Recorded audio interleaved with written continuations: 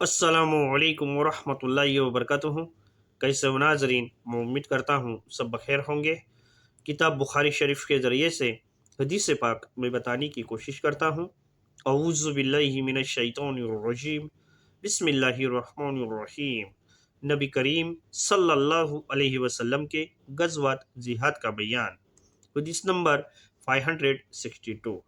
حضرت ابو مسعود بدری رضی اللہ عنہ سے روایت ہے کہ نبی کریم صلی اللہ علیہ وسلم نے فرمایا، سورۃ بقرہ کی آخر کی 2 آیتیں آمن الرسول بما انزل الیہ من ربہ والمؤمنون سے سورت کے آخر تک جو کوئی رات کو پڑھ لے وہ اس کو رات بھر میں جنات و انسانوں شر سے محفوظ کرتی ہیں۔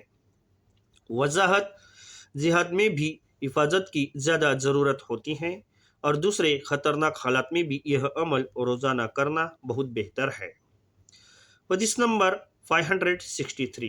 حضرت مقداد بن عمر رضی اللہ عنہ سے روایت ہے کہ میں نے نبی کریم صلی اللہ علیہ وسلم سے عرض کیا، اگر میں کسی کافر سے لڑوں اور لڑائی میں وہ میرا ایک ہاتھ تلوار سے اڑا دے، پھر مجھ سے خوف زدہ ہو کر ایک درخت کی پناہ لے کر مجھ سے کہے کہ میں تو اللہ تعالیٰ کے لیے مسلمان ہو گیا ہوں، کیا اب میں اسے قتل کروں؟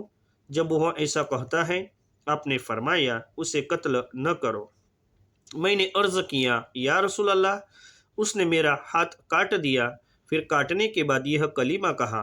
نبی کریم صلی اللہ علیہ وسلم نے فرمایا، اسے ہرگز قتل نہ کرو، ورنہ اس کو وہ درجہ حاصل ہوگا جو تجھے اس کے قتل سے پہلے حاصل تھا، اور تیرا وہ حال ہو جائے گا جو اسلام کا کلمہ پڑھنے سے پہلے اس کا تھا۔ وضاحت: اس سے معلوم ہوا کہ جو انسان کلمہ شہادت ادا کر کے مسلمان ہو جاتا ہے، اس کا خون اور مال محفوظ ہو جاتا ہے۔ اس کے اندرونی حالات کوریدنے کے ہم مکلف ذمہ دار نہیں ہیں۔ چنانچہ نبی کریم صلی اللہ علیہ وسلم نے ایسے حالات میں فرمایا کہ کیا تو نے اس کے دل کو پھاڑ کر دیکھا تھا کہ اس میں کفر چھپا ہے؟ فتح الباری۔ حدیث نمبر 564۔ حضرت جابر رضی اللہ عنہ نے کہا کہ ہم خندق کے دن زمین کھود رہے تھے کہ اچانک ایک سخت چٹان ظاہر ہوئی۔ صحابہ کرام نبی کریم صلی اللہ علیہ وسلم کے پاس حاضر ہوئے اور عرض کیا، یا رسول اللہ، خندق میں ایک سخت چٹان نکل آئی ہے۔ آپ نے فرمایا، میں خود اتر کر اسے دور کرتا ہوں۔